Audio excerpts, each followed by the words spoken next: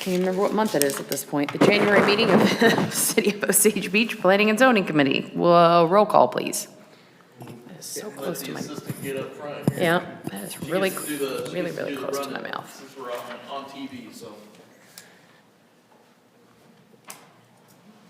Alan Blair, Here. Jeff Dorhauer, Chairman Susan Emily, Here. Tony Kern, Mayor John Aldermen, Here. Alderman Bob Osteen, Here.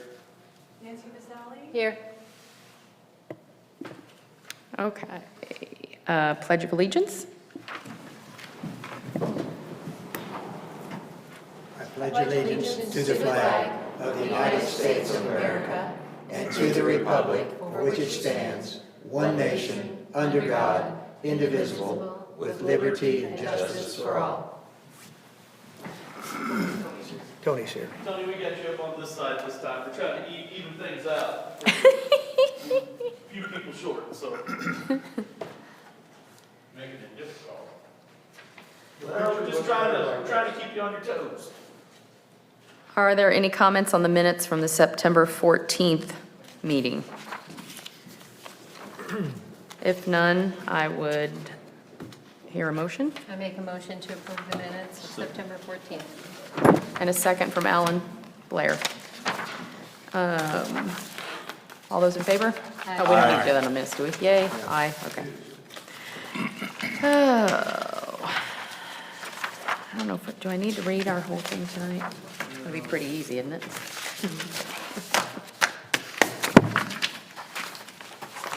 New business.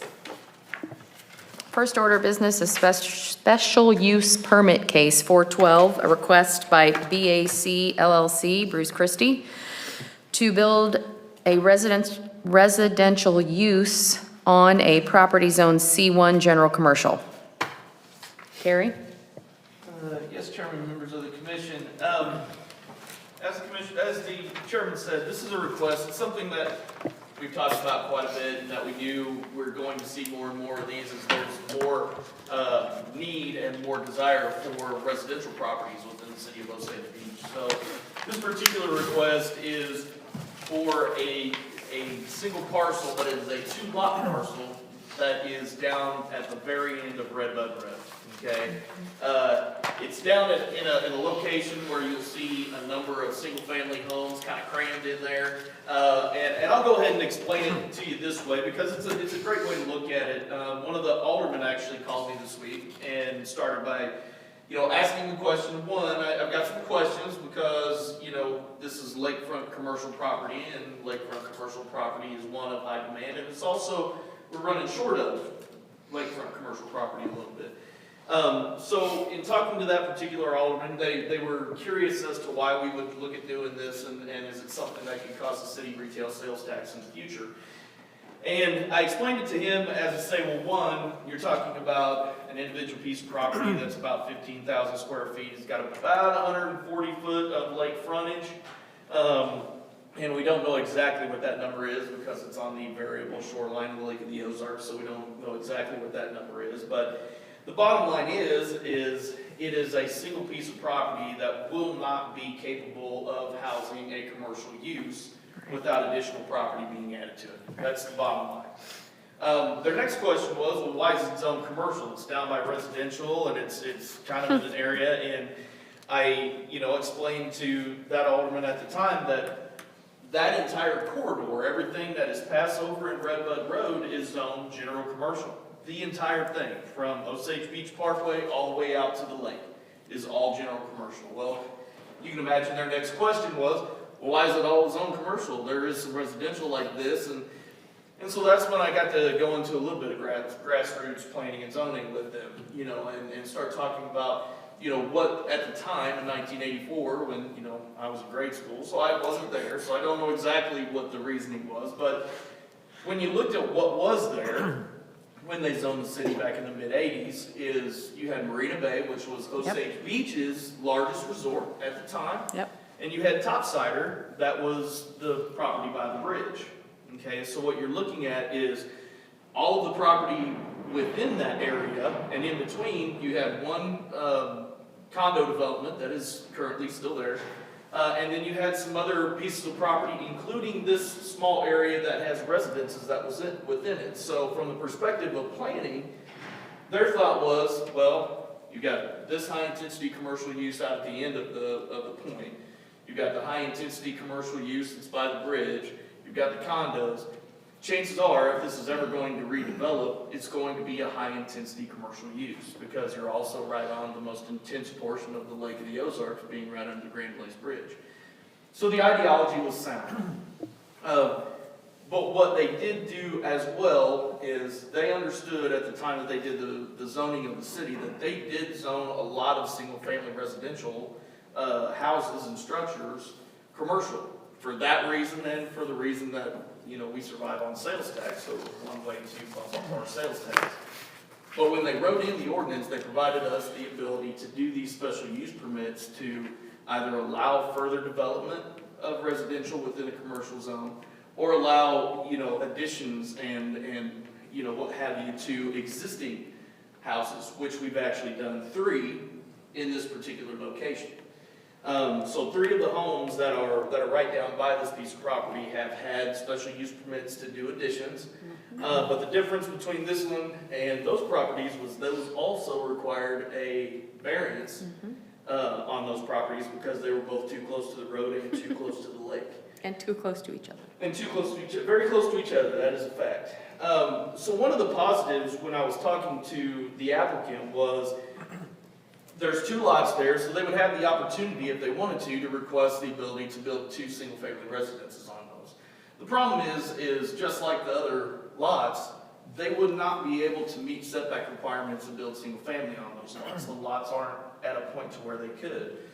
But if they went in and still put the 2 units that would be allowed on 2 lots, but they made a duplex townhome, they would also then be able to meet setback requirements, which is 10 on both sides, 25 from the road and 20 from the lake. So it's really a multiple positive as it pertains to what this request is. Now, you may ask the question, well, what if somebody comes in and they want to buy all this and they want to buy the big property next door and they want to do a commercial development? Well, I can tell you if a multi-million-dollar developer comes in and they want to buy out the rest of that point, they want to buy that big piece, quite candidly, they're going to go to Mr. Christie and they're going to say, hey, here, we'll give you 15% above the assessed value of your duplex if you sell, and he probably will throw a party, sell, and then we will talk to them about their future development. So allowing a construction of this type is not going to slow something like that down. With that being said, everything that goes along with this particular request is conducive to the conditions of what's going on in there.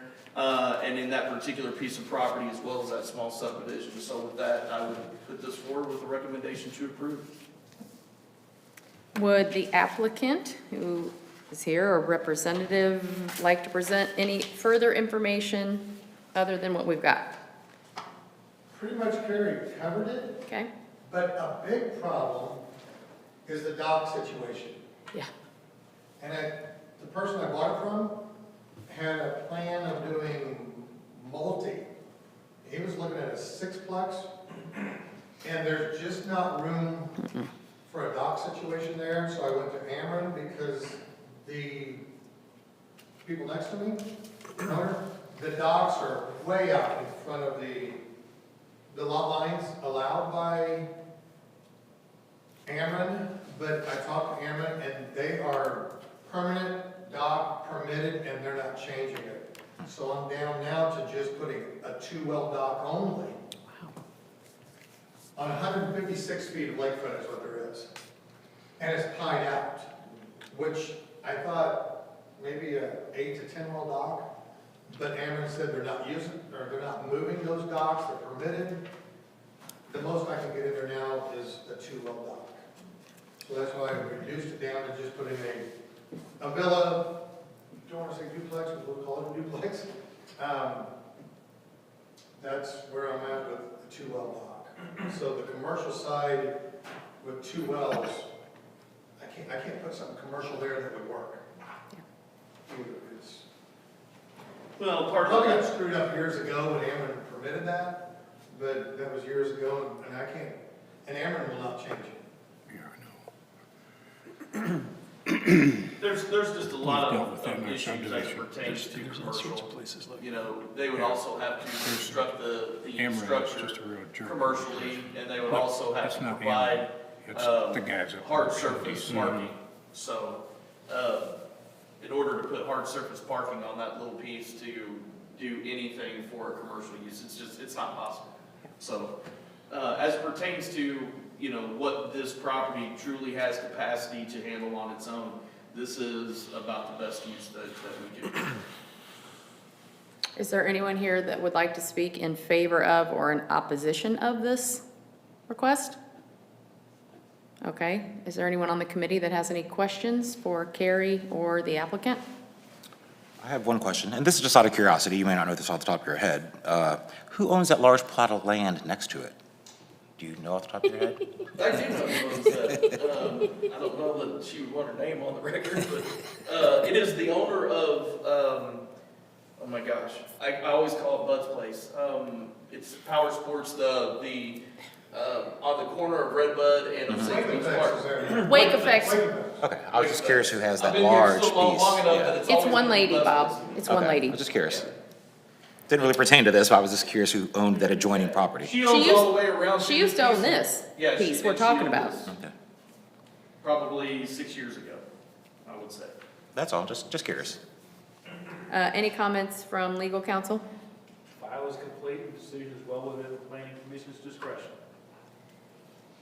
All right, if nobody has anything else, I would entertain a motion. Motion to approve. Motion to approve, do I have a second? Second. Second. All those in favor? Aye. Aye. Oh, you want to roll call it? Okay, roll call the vote. Alan Blair, Yes. Chairman Susan Emily, Yes. Tony Kern, Yes. Mayor John Albery, Yes. Alderman Bob Osteen, Yes. Nancy Vasali, Yes. Motion passes. Do we have any reports or any other business or things you want to tell us about? I don't have anything. I think John may want to just speak to you real quick. I have something that I'd like to share with the commission. If you're wondering why Commissioner Schumann's not with us this evening, for those of you that don't know, in a special board meeting on January the 6th, I made a recommendation to the board to appoint Kelly as the Ward 3 Alderman, replacing Tom Walker, to finish off his term, which would be through the election in April of this year. The appointment was made and approved, and Kelly was sworn in as our newest alderman, and as such, she was asked to submit a resignation to the Planning Commission. She could not serve both the board and the Planning Commission. So that was effective on January the 5th. So I guess at this point, I'm going to reach out and just say to you all know this position as well as any, serving, on the commission.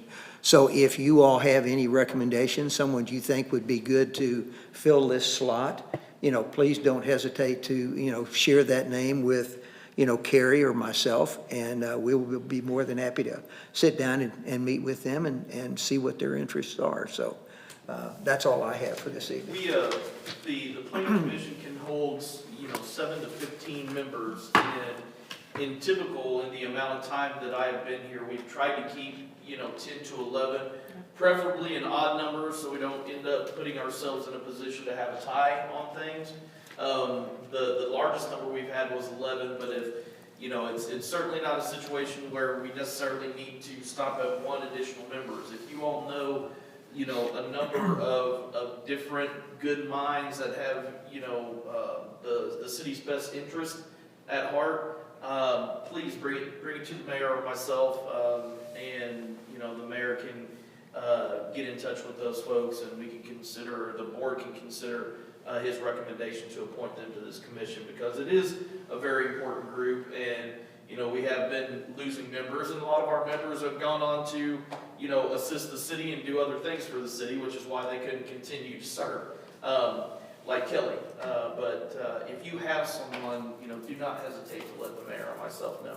You want to mention they need to live in Osage Beach. They do need to live in the city of Osage Beach, within the city limits. So if you have any questions on that, you can also give me a shout and say this is their address, and I can let you know if they're good to go or not. So, but that's all I have. Okay. Nothing else? Then I will adjourn the meeting.